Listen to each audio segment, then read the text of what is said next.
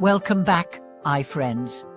It's good to have you here again, especially today because the topic we're about to dive into is as visceral as it is spiritual.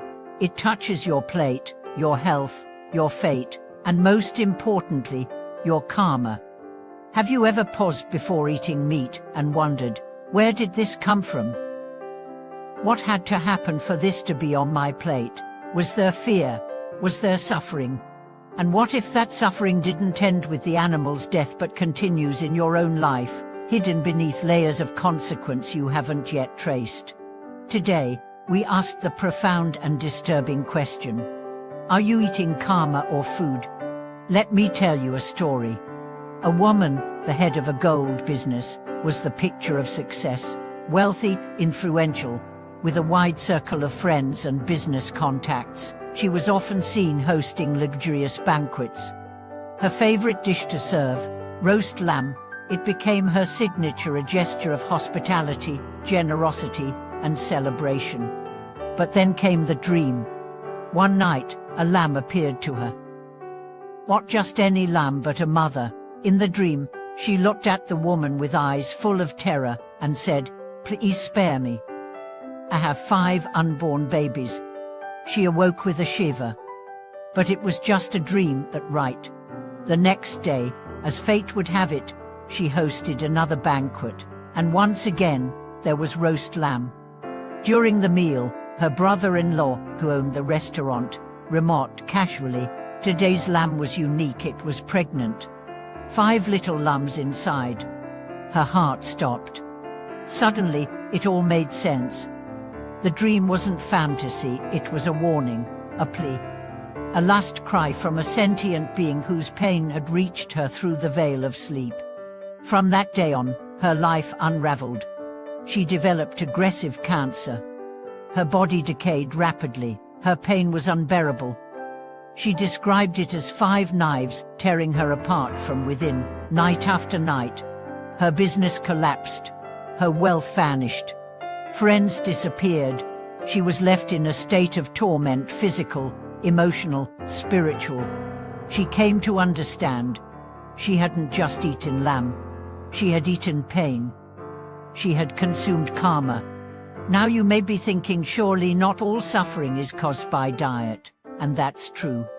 Life is complex.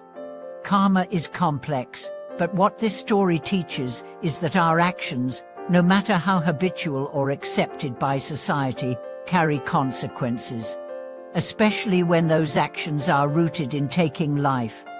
When you eat meat, you are not simply eating protein. You are ingesting the history, a moment, a death. And if that death came with terror, with resistance, with agony, then that vibration does not simply vanish. It enters the cycle of cause and effect. The ancient texts are clear. Killing creates karmic debt. Even if you didn't wield the knife, your desire created the demand. Your money enabled the act. Your palate was the reason for suffering. And karma, always precise, balances the equation. The Buddha said, "All beings fear the blade.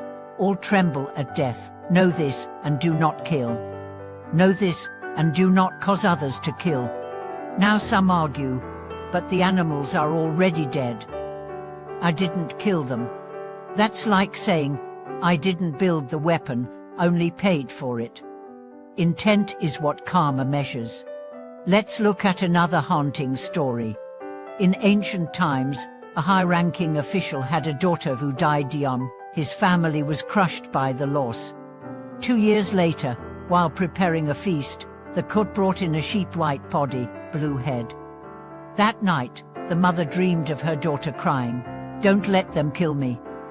"It's me," returned as a sheep. The next morning, the mother pleaded with her husband. He refused. The lamb was slaughtered. But when the butcher hoisted it up, he and the guests were stunned. They didn't see an animal. They saw a girl clothed, bleeding, with tears on her face. Some laughed nervously. Others screamed. No one ate that night. The father died not long after from grief and regret. Was it hallucination, mass delusion, or was it karma piercing the veil? This story, and many others like it, ask us to reconsider what's really on our plates. You see, food is energy, and energy carries memory. When you eat plants, you absorb sun, water, earth nourishment. When you eat flesh, especially from tortured animals, you absorb fear, desperation, and pain. You carry it. And sometimes it breaks through in illness, in depression, in unexplained misfortune. Now let's talk science. Studies show that when animals are slaughtered, their bodies flood with stress hormones, adrenaline, cortisol. These hormones don't evaporate, they remain in the tissues, which humans then eat. Is it any wonder that anxiety, inflammation, and chronic illness are rising? You're not just eating calories, you're eating trauma. And on a deeper level, you're feeding a cycle of violence. Because each bite supports an industry that treats life as product, suffering as profit, and death as entertainment. You may say, "But I love meat. I can't give it up." And that's honest. But ask yourself, what do I love more, taste or truth, pleasure or peace, my habits or their lives? No one is asking you to change overnight, but change you must if you seek alignment. Start small. Choose one day a week to eat plant-based. Educate yourself about alternatives. Visit a sanctuary and look into the eyes of the animals. You will see yourself. Because they are not livestock. They are sentient. They feel, remember, and grieve. The Buddha taught that in countless past lives, we have all been each other's mother, father, sibling. That lamb on your plate, that pig or that cow, that chicken, one of them may have nursed you in another lifetime. How will you repay their kindness? There's another teaching, you owe me a life, I will take yours. This is the echo of the dying, the whisper of the butchered. It doesn't go away, it waits for balance. This is why many spiritual traditions embrace vegetarianism not as a diet, but as an ethic. Not just to purify the body, but to purify the soul. To stop the cycle of harm. To return to reverence. To say, no more will I nourish myself with death. When you eat consciously, you live consciously.